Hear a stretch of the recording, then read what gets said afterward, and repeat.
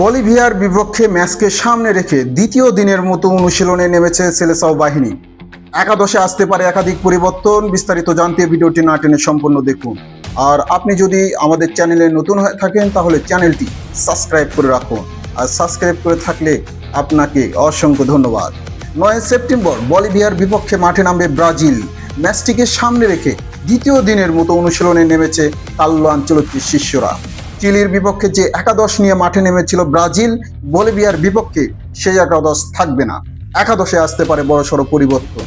ক্যাসিমিরোর পরিবর্তে আসতে পারে আন্দ্রেই সান্ত্রোস।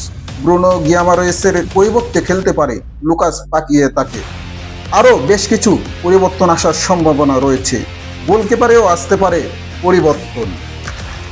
এদিকে সংবাদ সম্মেলনে ব্রাজিলিয়ান ফুটবলার মার্তিনেল্লিকে প্রশ্ন করে বসেন বাংলাদেশি সাংবাদিক অর্ণব বাপ্পি। অর্ণব বাপ্পি মার্তিনেল্লিকে বলেন, বাংলাদেশে ব্রাজিলের বিশাল বড় ফ্যান বেস তোমাদের ফলো করে।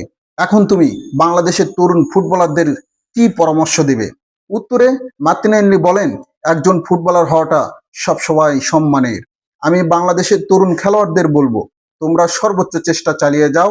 এটা সহজ নয়, তবে স্বপ্নের পিছনে ছুটতে থাকো আর মা বাবার কথা শোনো।